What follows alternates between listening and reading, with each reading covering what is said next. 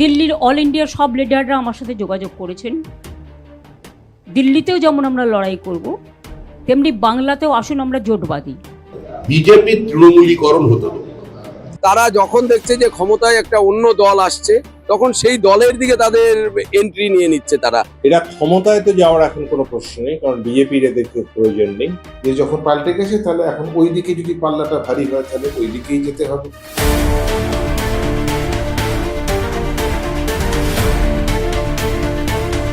This channel does not promote any violent or harmful or illegal activities. All content provided by this channel is meant for an educational purpose only. নমস্কার, RCTV সংবাদের বিশেষ অনুষ্ঠানে আপনাদের সকলকে আরও একবার স্বাগত। দেখুন, একটা সময় না পশ্চিমবঙ্গের যে রাজনীতির প্রেক্ষাপট ছিল, সেটা বামপন্থী রাজনীতি বলুন বা দক্ষিণপন্থী যে রাজনীতি বলুন, তার মূল ভিত্তিটা ছিল আদর্শ ভিত্তিক। এই গোটা বিষয় নিয়ে পড়াশোনা করা, সেটা সিপিআইএম দল হোক, বাম দল হোক বা কংগ্রেসের মতো ডানপন্থী দল হোক, তারা প্রত্যেক বিভিন্ন কলেজের ছাত্রছাত্রীরা যারা এই ছাত্র সংগঠন করতেন, তাদের মধ্যে পড়াশোনার একটা চল ছিল এবং এই রাজনীতিটা হতো একেবারে আদর্শ ভিত্তিক রাজনীতি। পরস্পরের বিরুদ্ধে তারা যখন লড়াইয়ের ময়দানে অবতীর্ণ হতেন, তখনও কিন্তু তাদের আদর্শগত তাদের যে ডিফারেন্স, সেটা নিয়ে তারা প্রতিপক্ষকে তারা পাল্টা আঘাত হানতেন। কিন্তু একটা সময় দেখা গেল, যখন এই আদর্শের সঙ্গে সরাসরি একটা সুবিধাবাদী রাজনীতি এবং ক্ষমতার অলিন্দে জাঁকিয়ে বসার প্রবণতা তৈরি হলো, তখন থেকে কিন্তু রাজনীতির এই গতিপথটা একেবারে পাল্টে গেল অন্য ধারায়। মোটামুটি ধরুন যে গত যে একটা দশকের কথা যদি বলেন, অন্তত আমি এটা বলবো যে বামফ্রন্ট সরকার যখন ক্ষমতায় ছিল, তখন কিন্তু এতটা দলবদলের খেলা এটা চোখে পড়েনি। মানে এই পঞ্চায়েতের একটা নির্বাচিত বোর্ডকে ভেঙে সেখান থেকে আমি নিয়ে এসে সেখানে তাদের ক্ষমতায় প্রতিষ্ঠা করা, জেলা পরিষদ একের পর এক ভেঙে দেওয়া, পুরসভা ভেঙে দেওয়া, এটা বামফ্রন্ট সরকার থাকাকালীন সেটা কিন্তু ততটা চোখে পড়েনি। আমি বলবো যে 99% ক্ষেত্রে বামেরা এই জায়গায় এই আদর্শগত রাজনীতির ধারাটা পশ্চিমবঙ্গের বুকে দীর্ঘদিন করে এসছেন।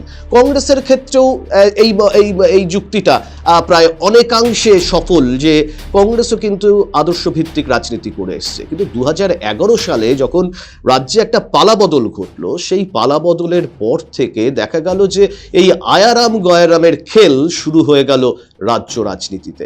মানে একটা সময় 21শে জুলাই শহীদ দিবসের মঞ্চের প্রধান আকর্ষণ থাকতো যে এবার বিরোধী দল থেকে কে শাসক দল তৃণমূল কংগ্রেসে যোগ দিচ্ছেন, এবং এটা একটা প্রায় নিয়ম হয়ে দাঁড়িয়েছিল 21শে জুলাইয়ের মঞ্চে। আমরা দেখেছি একাধিক কংগ্রেস থেকে বলুন, অন্যান্য দল ভাঙিয়ে, বিজেপি দল ভাঙিয়ে তৃণমূল কংগ্রেসে যোগদান, এবং তখন সেটা মনে করা হতো যে একটা রাজনৈতিক জয় তৃণমূল কংগ্রেস নেতারা ভাবতেন। শুধু তাই নয়, দেখুন এই যে পঞ্চায়েত ভোট, এই যে পঞ্চায়েত, এই যে একের পর এক জেলা পরিষদ, পুরসভা, বিভিন্ন কলেজের ছাত্র সংগঠন, সমস্ত জায়গায় কার্যত বোর্ড ভাঙিয়ে, ভয় দেখিয়ে একেবারে নিরঙ্কুশ সংখ্যাগরিষ্ঠতা অর্জন করলো তৃণমূল কংগ্রেস। বিভিন্ন পুরসভায় যারা একটা সময় সিপিএম করতেন, বা বেশিরভাগ ক্ষেত্রে রায়গঞ্জের ক্ষেত্রেই বলি, যারা কংগ্রেস করতেন, তারা রাতারাতি কিন্তু জয়ের স্বাদ পাবার পর তৃণমূল কংগ্রেসে যোগ দিলেন, তারা কাউন্সিলর নির্বাচিত হলেন, বিভিন্ন পদে সামিল হলেন। এখন প্রশ্ন হচ্ছে যে সাধারণ মানুষ এই দল বদলের খেলাটাকে কিভাবে চোখে পড়ে, মানে কিভাবে তারা নেন। অনেকে প্রশ্ন করতে পারেন, এটা কি শুধু পশ্চিমবঙ্গে? না, শুধু পশ্চিমবঙ্গের কথা বলছি না, ভিন রাজ্যে, যে সমস্ত রাজ্যে বিজেপির পরিচালিত আছে, সেখানেও একই ঘটনা। এখন প্রশ্নটা হচ্ছে যে সাধারণ মানুষ যাকে ভোট দিলেন, তার প্রতিফলন যদি, তার মর্যাদা যদি রক্ষা করতে সেই জনপ্রতিনিধি না পারেন, তাহলে যিনি ভোট দিলেন তিনি আশাহত হবেন। তিনি তো একটা আদর্শের ওপর ভিত্তি করে প্রত্যেকটা ভোটের আগে বিভিন্ন রাজনৈতিক দল তাদের যে মানে কি করব ভোটে জিতে আসার পর, তার যে সংকল্পপত্র বলুন, তার যে এজেন্ডা বলুন, সেগুলো প্রকাশ করে, তার ভিত্তিতে সাধারণ মানুষ ভোট দিচ্ছিল। কিন্তু তারপরে যখন সেই দলে জয়ী প্রার্থী যখন অন্য দলে ঝাঁপ দিয়ে দিলেন, সাধারণ মানুষের একটা ক্ষোভের সঞ্চার হয়, সাধারণ মানুষের মধ্যে একটা মোহভঙ্গ হয়, তাদের ভোটের যে অধিকার, সেই অধিকারটা কোথাও যেন বিঘ্নিত হয়ে যায়। এটা দীর্ঘদিন ধরে পশ্চিমবঙ্গের রাজনীতিতে চলে আসে একটা ট্র্যাডিশনে এসে দাঁড়িয়েছে। এবং সেই কারণেই মানুষের কিন্তু মোহভঙ্গ করছিল প্রতিনিয়ত। দেখবেন যদি আমরা একটু বামফ্রন্ট আমলের দিকে ফিরে যাই, বামফ্রন্ট আমলে ফিরে যাওয়ার দিকে দেখবেন যে সেখানেও কিন্তু বিরোধীদের একটা পরিসর ছিল, যে একটা গণতন্ত্রকে শক্তিশালী করতে গেলে যেমন প্রত্যেকটা জায়গায় একটা বিরোধী দল লাগে।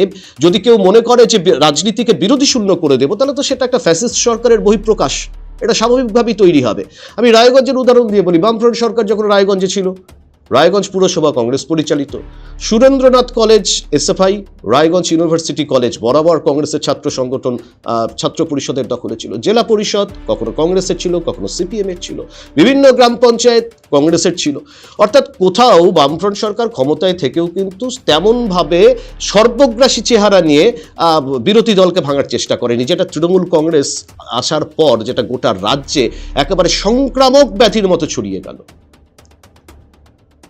যেটাই হোক, তৃণমূল সরকার পতন হয়েছে, সাধারণ মানুষের রায়ে 207টি আসন নিয়ে বিপুল ভোটে বিপুল জনাদেশ নিয়ে বিজেপি প্রথমবারের জন্য পশ্চিমবঙ্গের সরকার গঠন করেছে। মুখ্যমন্ত্রী নির্বাচিত হয়েছেন একেবারেই মানে যিনি মুখ্যমন্ত্রী তিনি একটা সময় তৃণমূল কংগ্রেস করতেন, পরে তৃণমূল কংগ্রেস ছেড়ে তিনি বিজেপিতে আসেন এবং বিজেপিতে যোগ দিয়ে তিনি কিন্তু আজকে রাজ্যের মুখ্যমন্ত্রী শুভেন্দু অধিকারী। আপনাদের নিশ্চয়ই মনে থাকবে যে একটা সময় পশ্চিমবঙ্গ থেকে বেশ কয়েকজন বিধায়ক একেবারে চার্টার্ড প্লেন নিয়ে দিল্লিতে গিয়ে বিজেপির পতাকা নিয়ে এসেছিলেন। এরকম অসংখ্য উদাহরণ রাজ্যে আছে।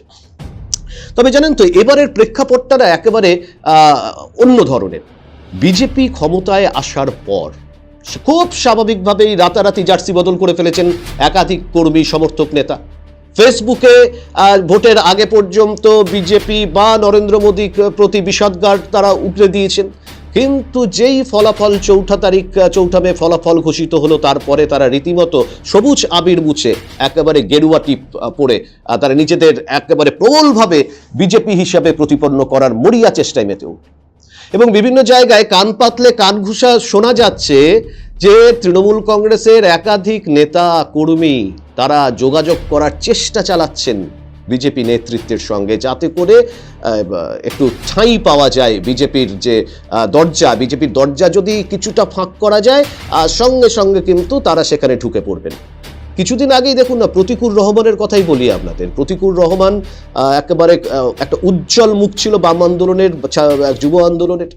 মানে যেদিন তিনি তৃণমূলে জয়েন করলেন তার 3-4 দিন আগে পর্যন্ত একেবারে রাজ্য সরকারের বাপ্পান্ত করলেন তৃণমূল সরকার, চোর চুরি করেছে, দুর্নীতির টাকা এটা থাকবে না।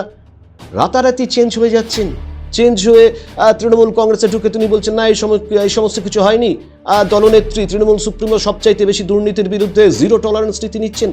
মানুষ বিভ্রান্ত হয়ে যাচ্ছে। মানুষ ভাবছেন যে গিরগিটিরা রং পাল্টায়, মানুষে যে ক্ষণে ক্ষণে এতটা রং পাল্টে ফেলবে, এটা সাধারণ মানুষ কিন্তু নিতে পারছেন না। সেই কারণেই এইবার সরকার আসার পর সাধারণ মানুষের পক্ষ থেকে প্রবল দাবি উঠেছে, কোনো মতেই যারা দুর্নীতির সঙ্গে যুক্ত, যারা দুর্নীতিকে আড়াল করবার জন্য, দেখুন এই যে মুখ্যমন্ত্রী শুভেন্দু অধিকারী বলছেন যে রাজ্যে এ যাবৎকাল পর্যন্ত যত দুর্নীতি হয়েছে তার ফাইল খোলা হবে, কোনো দুর্নীতিবাজকে রেয়াত করা হবে না। এই খবর পাওয়ার পরেই অনেক নেতা মন্ত্রী কর্তাদের কিন্তু বুক একেবারে ধুকপুক করতে শুরু করে দিয়েছে। সেটা থেকে বাঁচার জন্য অনেকে, শুধুমাত্র নেতা নেত্রী বলবো না, মানে বিভিন্ন যে সংগঠন রয়েছে, সেটা খেলা বলুন, সেটা শিক্ষা বলুন, বিভিন্ন সংগঠন বলুন, তারাও কিন্তু রাতারাতি জার্সি বদল করার একটা চেষ্টা চালাচ্ছে। ছোট নেতা বড় নেতা তাদেরকে ধরে একেবারে শীর্ষ নেতৃত্বের কাছে পৌঁছে গিয়ে দল বদলের মরিয়া চেষ্টা চালাচ্ছে। একদিকে যেমন এই যে, কিন্তু এই একদিকে কোথার থেকে হচ্ছে জানেন, যে দুর্নীতি রুখতে, দুর্নীতির থেকে বাঁচতে, ফাইল খুললে কাদের কাদের নাম সামনে আসবে, সেই জায়গা থেকে বাঁচতে তারা যোগাযোগ শুরু করেছেন। শুধু তাই নয়, এই যে ক্ষমতার যে মধুভাণ্ড, সেখান থেকে বেরিয়ে আসাও কি চারটিখানি ব্যাপার। এতদিন ধরে সরকারি সিকিউরিটি, সরকারি গাড়ি, ক্ষমতার পাওয়ার, পুলিশ প্রশাসনের সঙ্গে একটা ভিআইপি তকমা, সেটা যখন মানে এক লহমায় চূর্ণ বিচূর্ণ হয়ে যায়, তখন মনে তো কোথাও একটা আঘাত লাগে কিনা বলুন।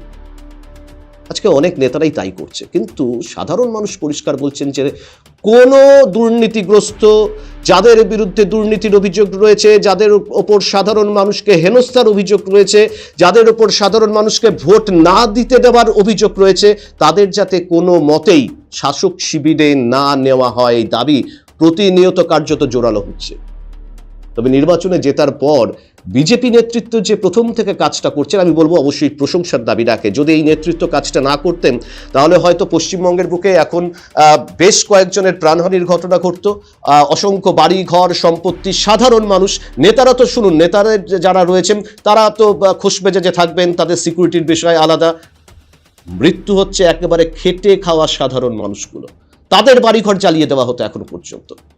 কিন্তু ক্ষমতায় আসার পর মুখ্যমন্ত্রী শুভেন্দু অধিকারী, বিজেপির রাজ্য সভাপতি শ্রমিক ভট্টাচার্য থেকে শুরু করে একাধিক বিধায়ক বারংবার বলছেন যে বিরোধী দলকে কোনোভাবেই আঘাত করা যাবে না।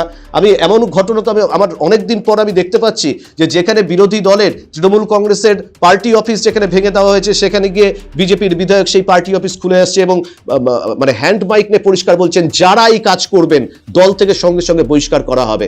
এই যে বিজেপির শীর্ষ নেতৃত্বের এই কড়া মনোভাবের কারণে পশ্চিমবঙ্গের পরিস্থিতি অন্যান্য বারের তুলনায় অনেক শান্তি। এখনো পর্যন্ত ভোট পরবর্তী সংঘর্ষের ঘটনায় 2 থেকে 3 জনের প্রাণ গেলেও সংখ্যাটা কিন্তু বাড়েনি, বা সাধারণ মানুষের সম্পত্তি ভাঙচুরের নজির তেমনভাবে লক্ষ্য করা যাচ্ছে না। এবং প্রথম থেকেই আরও একটা কাজ করছেন বিজেপি নেতৃত্ব, রাজ্য সভাপতি শ্রমিক ভট্টাচার্য, মুখ্যমন্ত্রী শুভেন্দু অধিকারী, যে কোনোভাবেই বিজেপিকে তৃণমূলীকরণ করতে দেওয়া যাবে না, কোনো নেতাকে এই মুহূর্তে দলে নেওয়া হবে না বলে পরিষ্কার জানাচ্ছে। কি বলছেন বিজেপির রাজ্য সভাপতি শ্রমিক ভট্টাচার্য, চলুন একবার শুনে নেওয়া যাক। হঠাৎ কিছু নব্য বিজেপি হয়েছে যারা তৃণমূল থেকে ঢুকেছে, এদের আমরা পার্টি থেকে বার করব। বিজেপি তৃণমূলীকরণ হতে দেবো না। শুনুন, যারা নিজেদের রক্ত ঘাম দিয়ে বিজেপি তৈরি করেছে, 80-90 সাল তারিখ থেকে যখন বিজেপির কিছু ছিল না, তাদের রক্ত দিয়ে বিজেপি তৈরি। এই পার্টি তৃণমূলীকরণ আমরা করতে দেবো না।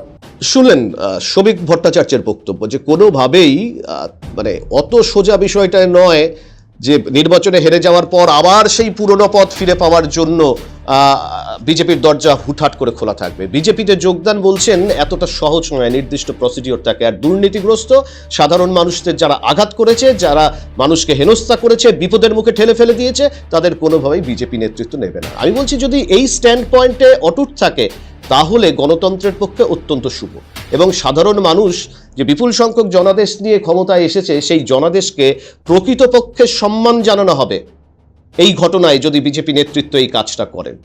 এবং এর পাশাপাশি আমরা তো শ্রমিক ভট্টাচার্যের বক্তব্য শোনালাম, তৃণমূল সুপ্রিমো মমতা বন্দ্যোপাধ্যায় তিনি কি বলছেন এই মুহূর্তে দাঁড়িয়ে, যে আসুন সমস্ত বাম, অতি বাম, ডানপন্থী যারা দল আছেন, অ্যান্টি বিজেপি, তাদের নিয়ে আমরা রাস্তায় নামি, কেন বিজেপিকে সরিয়ে দিতে হবে রাজ্য থেকে। এই কাজটাই যদি তৃণমূল সুপ্রিমো কয়েকদিন আগে করতেন, ইন্ডিয়া জোটকে যদি শক্তিশালী করতেন, তাহলে লড়াইটা একটা সমানে সমানে থাকতো। কিন্তু তিনি সেখানে কে বড় নেতা হতে যাবেন ইন্ডিয়া জোটের মধ্যে, এই বিষয় নিয়ে একটা মতভেদ ছিল, এবং সেই মতভেদে কখনোই ইন্ডিয়া জোট কার্যত দানা বাঁধতে পারেনি, যার ফল ভুগতে হলো তৃণমূল কংগ্রেসকে। এখন ভোটে হেরে যাওয়ার পরে তাকে বলতে হচ্ছে যে সবাই আসুন আমরা একসাথে পথে নামি, একসাথে পথে নেবে আমরা কাজটা করব। দিল্লির অল ইন্ডিয়ার সব লিডাররা আমার সাথে যোগাযোগ করেছেন। আমি তাদের, সোনিয়াজি কথা বলেছেন, রাহুল গান্ধী কথা বলেছেন, খার্গেজি কথা বলেছেন, উদ্ধব ঠাকরে আমাদের মেসেজ পাঠিয়েছেন, তেজস্বী মেসেজ পাঠিয়েছেন, অখিলেশ নিজে এসে ঘুরে গেছেন। এছাড়াও হেমন্ত সোরেন থেকে শুরু করে কেউ বাকি নেই। কাজেই আপনাদের, ইভেন অরবিন্দ বলেছে আমি নিজ জীবনে এত কষ্ট পাইনি যখন আমি নিজেও হেরেছি, এটা হারানো হয়েছে। আমি তাদের সকলকেই মিটিং থেকে কৃতজ্ঞতা জানাই। এবং আজকে যা অবস্থা, বিজেপিকে যদি রুখতে হয়, লেফটিস্ট সবাইকে, আল্ট্রা লেফট সবাইকে, আমাদের তৃণমূল কংগ্রেস আমরা কথা দিচ্ছি, ন্যাশনাল পার্টি সবাইকে, যার যতটুকু শক্তি আছে, দিল্লিতেও যেমন আমরা লড়াই করব, তেমনি বাংলাতেও আসুন আমরা জোট বাঁধি। যদি কেউ এ ব্যাপারে কোনো রাজনৈতিক দল আমার সাথে কথা বলতে চান, আমি 4টে থেকে 6টা পর্যন্ত অ্যাভেলেবেল আছি অফিসে, আমাকে জানাবেন, আমি নিশ্চয়ই আপনাদের সাথে কথা বলবো। আসলে মানুষকে যারা বিশ্বাস যদি না করা হয়, মানুষের যে অসীম ক্ষমতা, সেই অসীম ক্ষমতাকে কেউ যদি প্রাধান্য না দেয়, কেউ যদি সম্মান করতে না জানে, একটা সময় বাস্তিল দুর্গেরও তো পতন হয়েছিল, ইতিহাস সাক্ষী। একাধিক জায়গায় যেখানে স্বৈরাচারী শাসক মাথাচাড়া দিয়ে দাঁড়িয়েছিল, সাধারণ মানুষের ঐক্যবদ্ধ লড়াই তার পতন ঘটিয়ে দিয়েছে, তার পতন হতে বাধ্য। এই পরিস্থিতিতে দাঁড়িয়ে পশ্চিমবঙ্গে আজকে সাধারণ মানুষ, আজকে রায়গঞ্জের বলুন, জেলার বলুন, উত্তরবঙ্গের বলুন, মানুষ তাকিয়ে আছে যে এই সুবিধাবাদী, এই সুবিধাভোগী নেতারা কারা, যারা সাধারণ মানুষের জনাদেশের রায়কে উপেক্ষা করে রাতারাতি জার্সি বদলিয়ে, রাতারাতি তাদের ইডিওলজি বদলে, তাদের আদর্শ বদলে, যে সকালে গডসেকে প্রণাম করতেন তিনি আবার গান্ধীবাদী হয়ে যাচ্ছেন, যিনি কার্ল মার্কসের, যিনি বামপন্থীদের বাপ্পাপান্ত করতেন, তিনি আবার এই মুহূর্তে আবার জয় শ্রীরাম ধ্বনি দিচ্ছেন, হাতে পতাকা নিচ্ছেন। এবং ভোটের রেজাল্ট বেরোনোর পর একাধিক জায়গা থেকে খবর পেয়েছি আমরা যে যারা তৃণমূলের শাসক দল করেন, তারা রীতিমতো একাধিক নিচুতলার কর্মী সমর্থকেরা গেরুয়া ফেট্টি বেঁধে প্রায় 10-12 হাঁড়ি খিচুড়িও পর্যন্ত নাকি খাইয়ে দিয়েছেন, এরকম খবরও কিন্তু বাতাসে ভাসছে।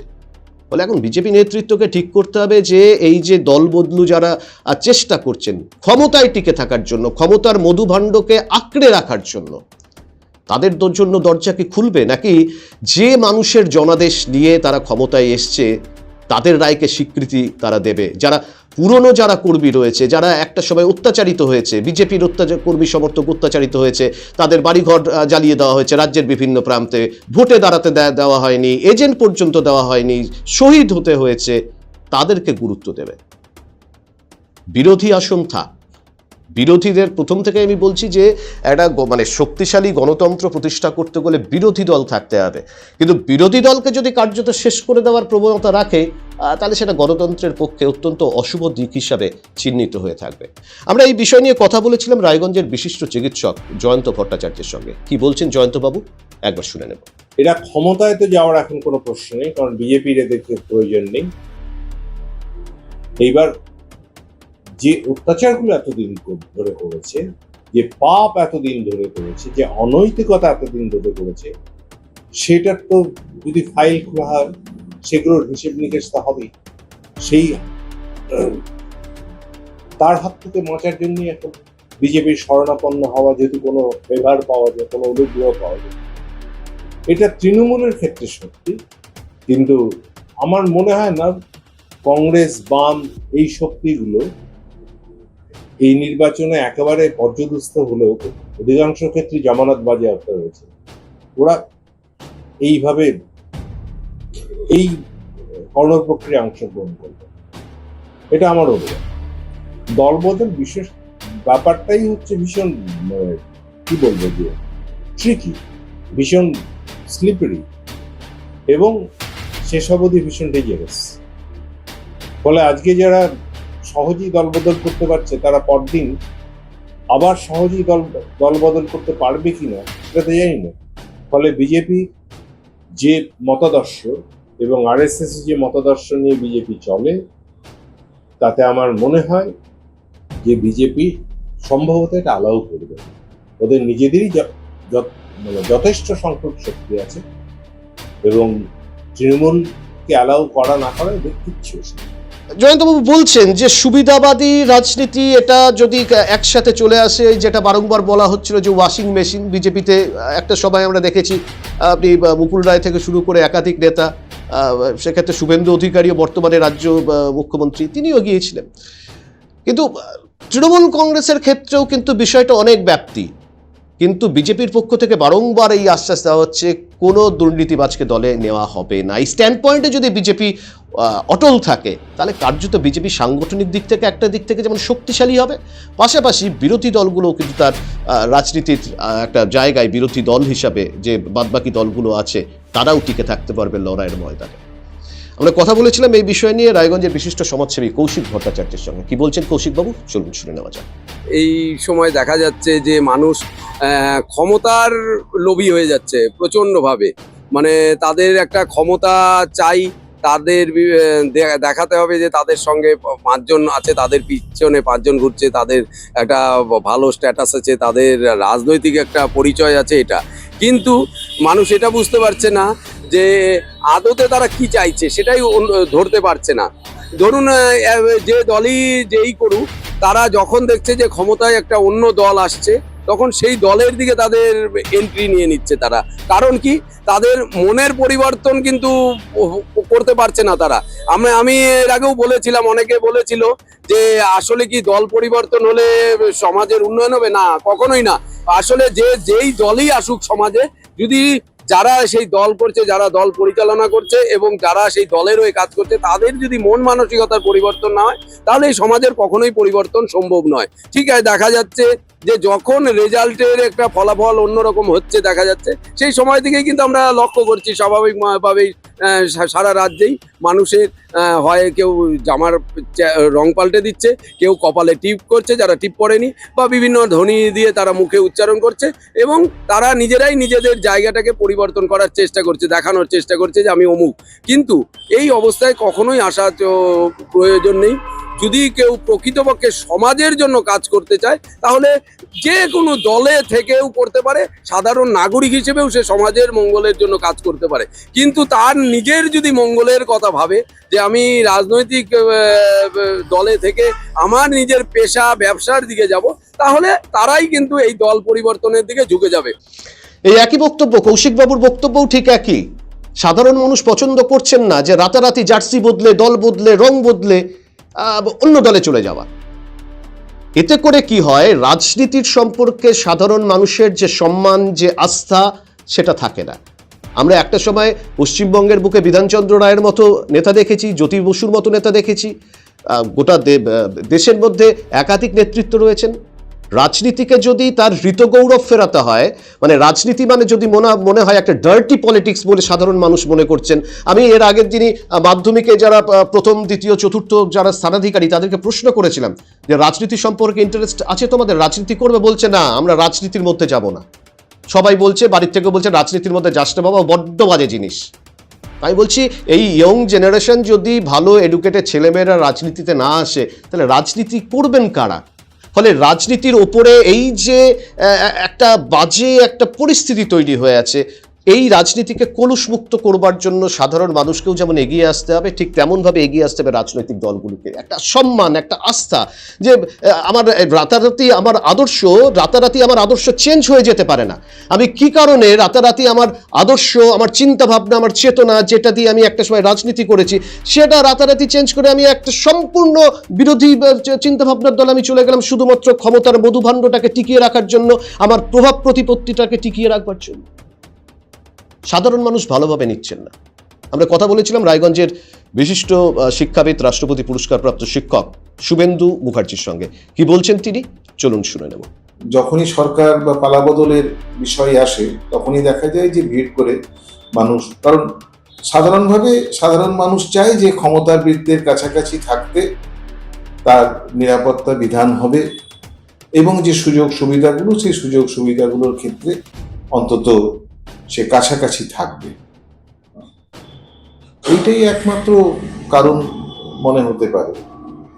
মতাদর্শের বিষয়টা যদি থেকে থাকে, সেটা শতাংশের হিসাবে কত শতাংশ হবে সেটা বলতে পারবো না, কিন্তু মূল বিষয়টা হচ্ছে এটাই যে ক্ষমতার কাছাকাছি থাকতে সাধারণভাবে যে বিষয়টা আসে যে যখন পাল্টে গেছে, তাহলে এখন ওই দিকে যদি পাল্লাটা ভারী হয়, তাহলে ওই দিকেই যেতে হবে।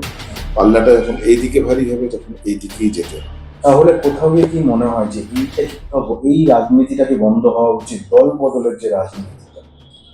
এটা নিয়ে তো দীর্ঘদিন ধরে লোকসভা, বিধানসভা, সাধারণভাবে মানুষের মধ্যে এই বিষয়গুলো তো চলেই আসছে যে খুব পরিষ্কারভাবে একটা দলের হয়ে তাদের মতাদর্শের অনুযায়ী কাজ করার পরে অন্য জায়গায় যখন চলে যাচ্ছি, তখন সেই দলবদলের বিষয়টাকে যদি আইনসঙ্গতভাবে বন্ধ করার একটা ক্ষেত্র থাকতো।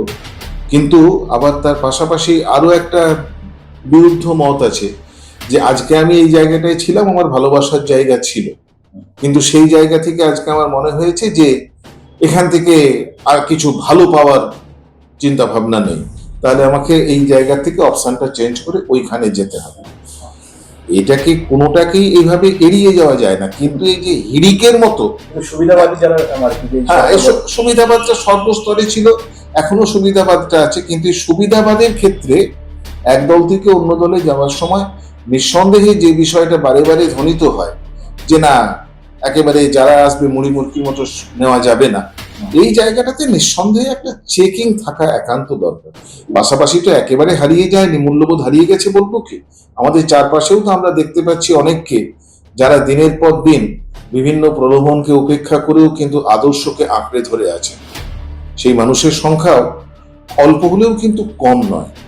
অর্থাৎ দেখুন, প্রত্যেকে কিন্তু কম বেশি একই পথের শরিক, একই মতের শরিক। যে দুর্নীতিগ্রস্ত সাধারণ মানুষকে বিপদে ফেলা সেই মানুষগুলো যাতে কোনোভাবেই আবার ক্ষমতার অলিন্দে প্রবেশ করতে না পারে।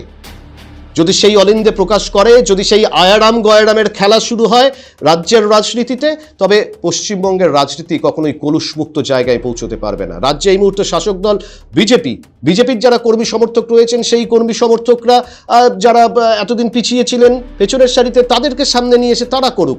অন্তত সাধারণ মানুষের কাছে এই বার্তা যাতে না যায় যে বিজেপিও একটা দলবদলু পার্টি হিসাবে পরিগণিত হচ্ছে। এটা কিন্তু শুধুমাত্র সাধারণ মানুষের কথা নয়, বিজেপির নিচুতলার কর্মী সমর্থকদের মনের কথা, যে যারা এতদিন লড়াই সংগ্রাম করলো তাদেরকে পেছনের সারিতে ফেলে দিয়ে একেবারে অন্য দল থেকে যারা আসবেন তাদেরকে সামনের সারিতে নিয়ে যদি আসা হয়, তাহলে সংগঠন একদিকে যেমন বিজেপির ক্ষতিগ্রস্ত হবে, পাশাপাশি কিন্তু সাধারণ মানুষের আস্থা ক্রমশ কমবে রাজনীতিতে। তবে আবারও বলছি যে এই যে ভোট পরবর্তী হিংসা রুখতে প্রথম থেকে রাজ্য বিজেপি নেতৃত্ব যে স্টেপ নিয়েছেন, তাতে করে অশান্তির হার কিন্তু পশ্চিমবঙ্গে অন্যান্য বছরের তুলনায় অনেকটাই কম হয়েছে। এবং পাশাপাশি রাজ্য নেতৃত্ব যেভাবে বলছেন যে কোনো দলবদলুকে স্থান দেবে না, অন্তত বিজেপি পার্টির মতোই চলবে, এই স্ট্যান্ড পয়েন্টে যদি বিজেপি নেতৃত্ব একেবারে শক্তভাবে দাঁড়িয়ে থাকতে পারেন, তাহলে রাজ্য রাজনীতি কিন্তু কলুষমুক্ত হবার দিকে এগিয়ে যেতে পারে। আমি বলছি এই যে ট্র্যাডিশনটা চলছে এখন, দেখুন বিজেপি আগামী দিনে কি স্ট্যান্ড পয়েন্ট নেবে, তার পলিসি কি হবে, সেটা নিয়ে সমালোচনা হবে, সেটা নিয়ে বিতর্ক হবে, সেটা নিয়ে প্রতিবাদ হবে, আন্দোলন হবে, সেটা ডিফারেন্ট ম্যাটার।